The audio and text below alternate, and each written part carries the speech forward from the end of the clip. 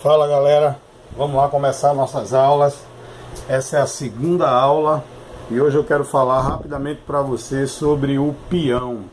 É a primeira peça do xadrez que a gente vai começar a entender como ele se movimenta e quais são as ideias dessa peça, tá? Então, o peão, eu vou tirar aqui esses e depois eu reponho. O peão ele é bem simples de jogar, tá? Ó, eu quero dizer uma coisa, xadrez não é difícil, xadrez é muito fácil de jogar. Você só precisa parar, ter paciência, entender, aprender e depois começa a aplicar e você será um grande jogador de xadrez. O peão ele só joga para frente, tá? Ele joga uma casa de cada vez. Ele só joga para frente uma casa de cada vez. Não tem mistério. É só isso o movimento do peão, tá? Uma outra regra do peão é que a primeira jogada de qualquer peão, a primeira, se esse aqui for jogar a primeira vez, se ele quiser, ele pode jogar duas casas. Esse aqui, quando for dar o primeiro lance, se você quiser, você pode jogar duas casas. Qualquer um peão, na primeira jogada dele, ele pode jogar duas casas. Isso não é obrigado, mas você pode, tá certo? Se não quiser jogar duas, você pode jogar uma casa com o seu peão. Independente de jogar duas ou uma, após o primeiro lance, todos os peões já jogados só podem jogar uma casa de cada vez e para frente, beleza? Quando o peão ele atinge essa oitava casa aqui, ele não tem mais para onde jogar. Por isso, o jogo te dá a condição desse peão agora ser promovido. Quando ele atinge a oitava casa da primeira da fileira dele, ele pode se transformar em um cavalo, em um bispo, em uma torre ou em uma dama. Isso é algo que fica à sua escolha. De preferência a gente escolhe a dama ou a torre, né? Existem casos em que é melhor promover um bispo do que um cavalo, mas independente disso, quando o peão chega na oitava, ele é promovido, né? Digamos que, um exemplo aqui, que eu promova agora uma dama. Então o que é que acontece? É que a minha força no tabuleiro,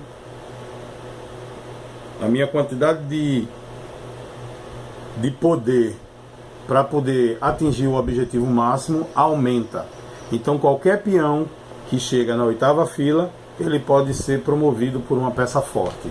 Isso é uma regra super importante do jogo. Grava isso, porque você irá promover muitos peões. Uma outra regra é a regra da troca.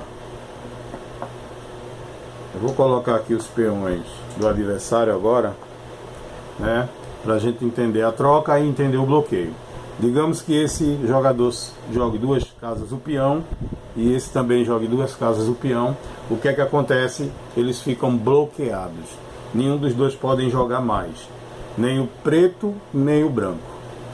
Para jogar agora, só trocando peões ou tomando esses peões que estão realizando o bloqueio.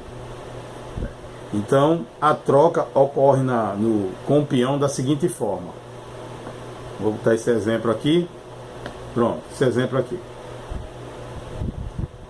Beleza?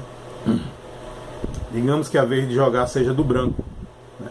Ele pode aqui jogar para frente, fazendo esse lance, mas ele pode também tomar. Ele pode tomar tanto esse peão quanto esse peão aqui. E diferente do jogo de dama, que no jogo de dama passa por cima, no xadrez a tomada é sempre ocupando a casa. Então aqui esse peão pode tomar esse, assim, dessa forma, ou ele pode tomar esse, assim, dessa forma. Consequentemente, se ele tomar aqui, o negro também pode tomar aqui. Tá ok? Então a forma de tomar as peças com o peão é sempre uma casa em diagonal para frente. Ele joga para frente e ele toma em diagonal para frente.